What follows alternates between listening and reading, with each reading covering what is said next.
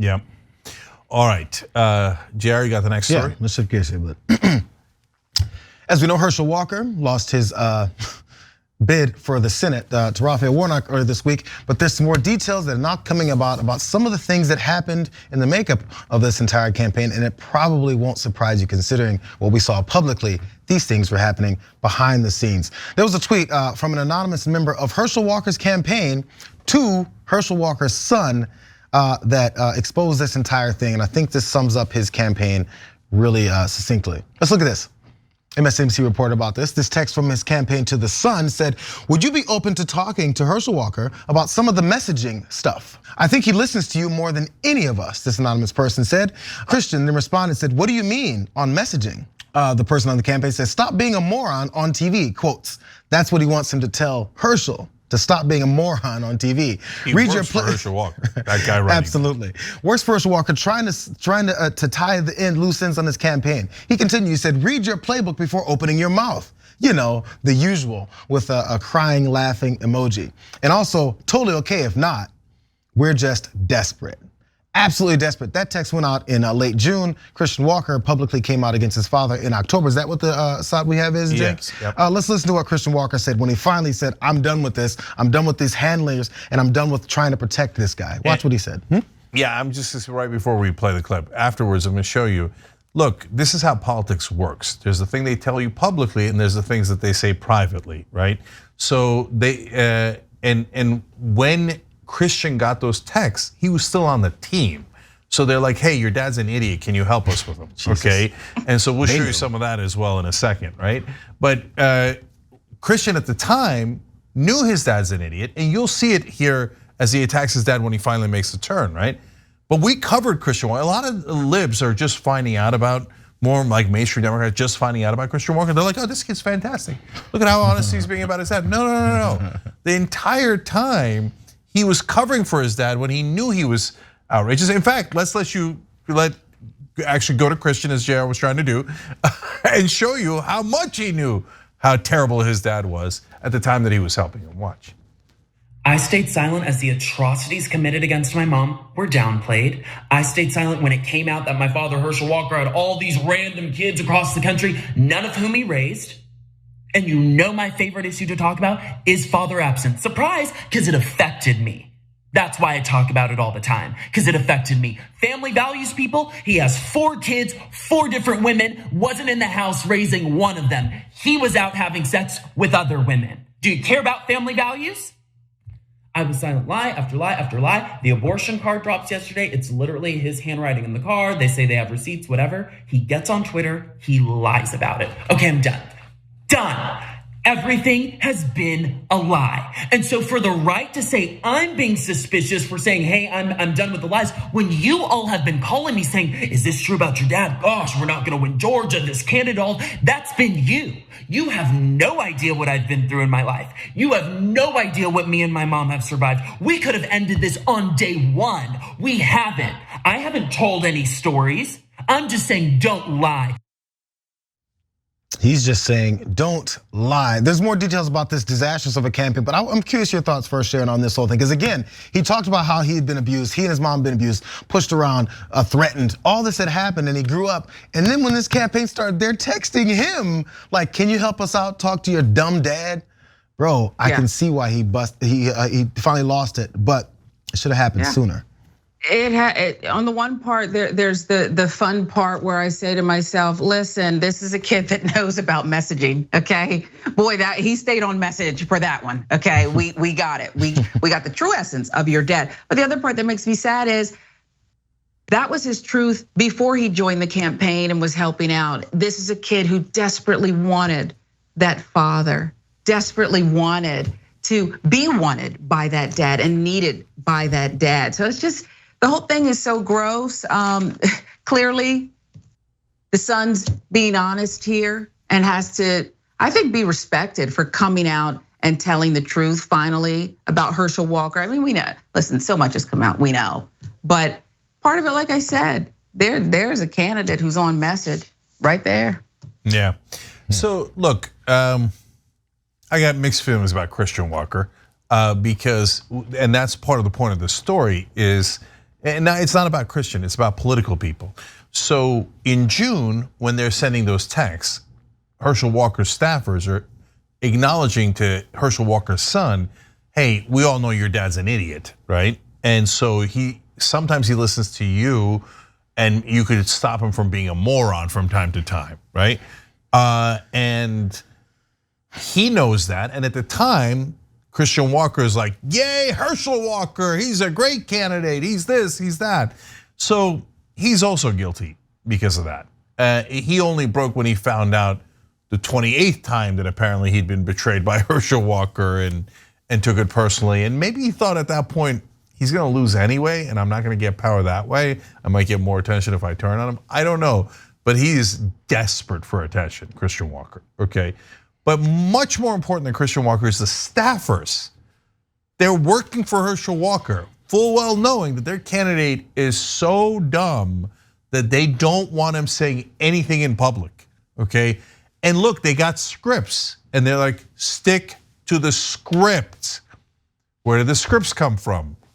Who writes the scripts for all of these candidates? Remember, when you see other candidates being robotic, they have the same handlers as Herschel Walker. They're just of mediocre intelligence enough to read the script as opposed to going off the script like Herschel Walker does. So my point in all of this is everybody on the inside knows. They know that these politicians are fake. They're not very bright. They're not very accomplished. They're just toadies. They're just figures put up that are gonna do whatever the campaign contributors want them to do, the donors, right? So the Republicans are always looking to see who's running the country. Oh, is it a Jewish guy? Is it this? Is it the pedophiles? No, guys, it's the guys who give bribes to politicians. It's not that complicated. And they're of all different backgrounds and all different races and religions. But with Herschel, they went a little too far.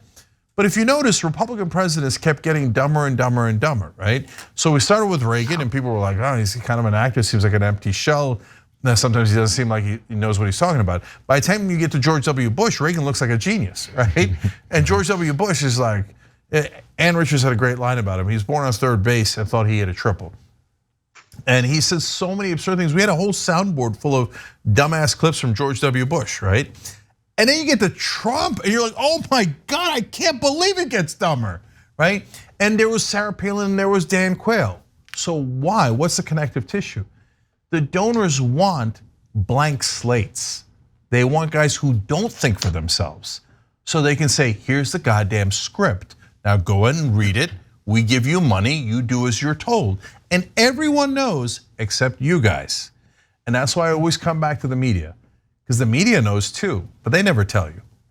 I mean, and it's part of why the campaign finance is something that needs to be changed, because look, these are the people who control these narratives. It's why you look, Laura Ingraham, when she was upset, they're talking about we need shakeups at the RNC. They talk about the money people all the time. They're complaining, a few people complain that Donald Trump hoarded all the money. They're worried about where the money's going, who distributes it, because those folks who are given that money are calling these shots. Here's some details of that disaster of a campaign. The more proof as to what Cenk was talking about is they all knew, and in fact, it doesn't always work out in their favor. Imagine if this guy got elected. Look at this. Walker did not set up a traditional campaign structure. That's according to people who worked for him. They said the decision is normally left to professional staff, from media buys to the campaign's daily messaging to vendors who sold campaign swag online to picking event locations. This is everything. Were instead controlled and often micromanaged by Walker and his wife, Julie Blanchard. Neither had any experience in politics. Now, pause for a second. I don't necessarily believe that everybody that runs a campaign has to be these long-term political campaign professionals, because I think that's pretty annoying as well, because they'll do the same standard thing every time. It's cut and paste, do it again. Maybe shift it for that particular person and those particular issues in that particular state or county or whatever it is you're running for. I get that, but this is Herschel Walker and his wife. More about that though. Before Walker announced his candidacy on August 25th of last year, he engaged 3 top political consultants with Georgia roots: Austin Chambers, Paul Benecke, and Nick Ayers, who had served as former Vice President Mike Pence's chief of staff. They promptly hired a law firm to conduct opposition research on Walker. It's a standard practice for campaigns to do self-research in order to know everything that could come out about a candidate. Good job. And in just 2 weeks, the firm assembled a 500-page dossier wow. filled with possible business scandals, controversial quotes from Walker, and allegations of domestic violence and bizarre behavior, according to 4 sources who had seen the Oppo book. There's more.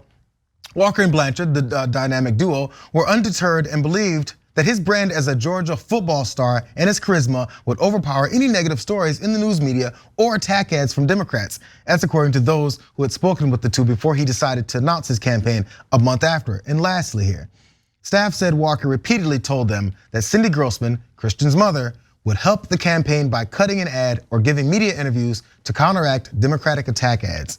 However, though, Grossman remained silent, leaving some staff with the feeling that the candidate misled them about the closeness of his relationship with his ex-wife. Again, they did all this stuff, and then after finding out, they knew there was the domestic violence past. They knew that he was lying about ridiculous parts about his life, but they went, he's a football player though. That's why his logo was a damn football. They thought that would just roll over and it'd be just fine. And if it all else fails, just lean on my kid and my ex-wife.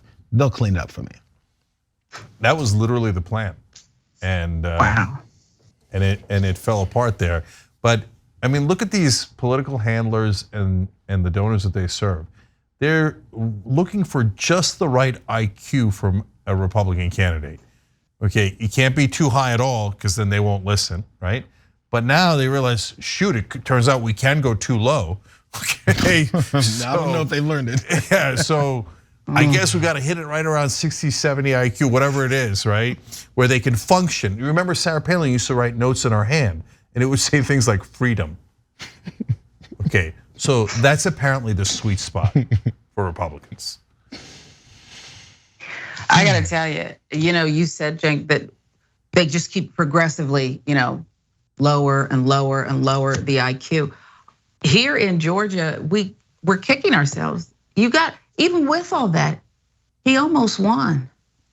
They wouldn't spend money. He almost won this thing, okay? So maybe, it didn't work out and Warnock outspent him. Herschel Walker was almost a US Senator. Yeah. Let that marinate. What would have happened then? How much handling and backdoor emails would they be given? Like, Herschel's got to stop saying this on the Senate floor. Yeah, but Find him in the hallway. But approach. Yeah, that's true. But Sharon makes a devastating point. I mean, Herschel Walker almost won. Donald Trump did win once and nearly won a second time, 43,000 votes in 3 swing states. George Bush won twice, kind of. Reagan won twice. So if they're so dumb, how smart are Democrats? Keep it real. Thanks for watching the Young Turks. We really appreciate it. Another way to show support is through YouTube memberships. You'll get to interact with us more. There's live chat emojis, badges. You've got emojis of me, Anna, John, Jayar. So those are super fun. But you also get playback of our exclusive member-only shows and specials right after they air. So all of that, all you gotta do is click that join button right underneath the video. Thank you.